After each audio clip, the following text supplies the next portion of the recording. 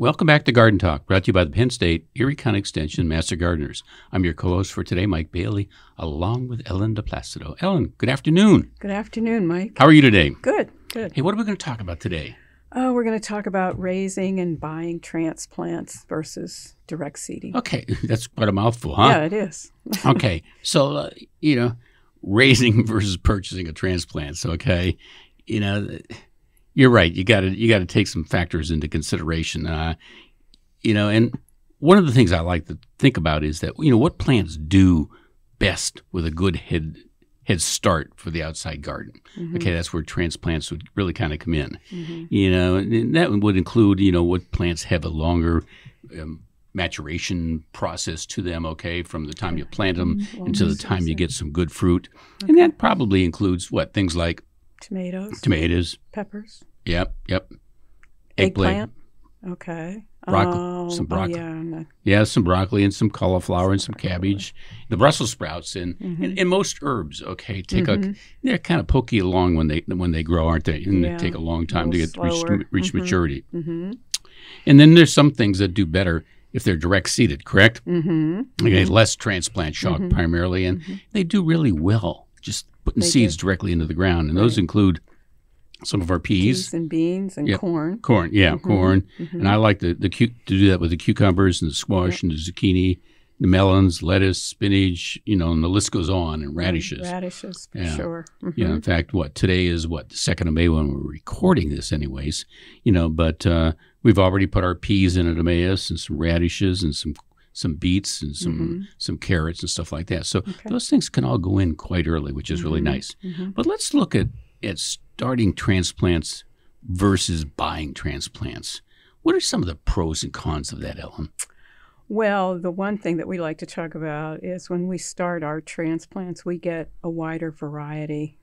We start the plants that we like to eat and we like to grow, and a lot of times you can't find all those varieties at a greenhouse. You're right, and I looked through some catalogs earlier this year. Did you? and I saw some King Arthur peppers, and they're supposed to be gigungus. So I bought the seeds, and they're growing really well. So I think I'm looking forward to them, reaching maturity. So you have them all through your house already? Well, yes.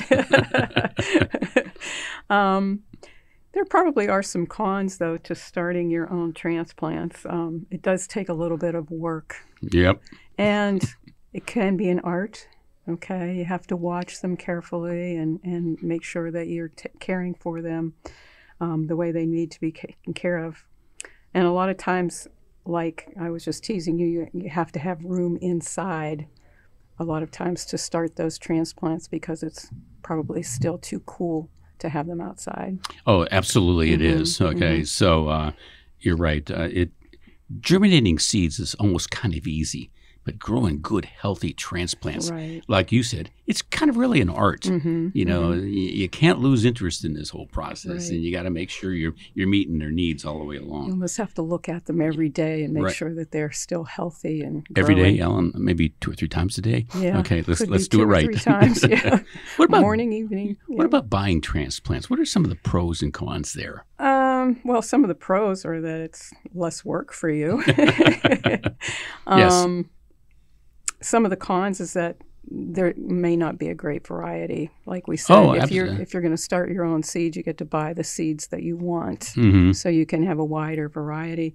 You want to look for some of that foliage. You want to make sure that you're buying healthy plants and that the foliage is nice and green and heavy and strong and dense. So you want to make sure that all those transplants that you buy at a greenhouse are healthy. Yeah, and don't think for 1 minute that just because it came from a nice, reliable, garden supply store that it might not be carrying some insects. Right.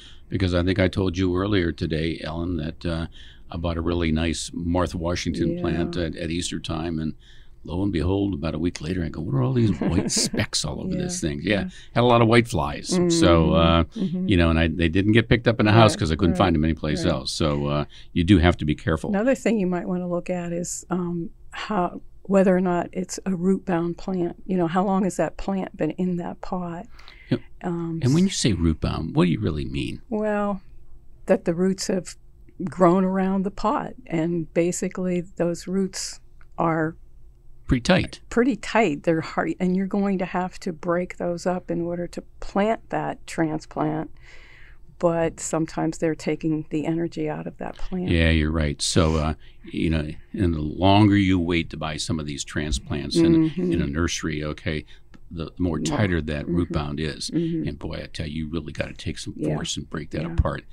Sometimes you pull those things out of those pots and it's perfectly white. Right. And you go, oh man, what did I buy? And then you got to break them all up and retract those roots. A lot of times we soak those roots too before we even plant them in the ground. Oh yes, after you yank them all apart, and then soak them. Yes, you're right. So I think, Ellen, we're running out of time. So we're going to pick up on this topic, on the next program also. Okay. So thank you for listening, everybody. Bye-bye. Bye.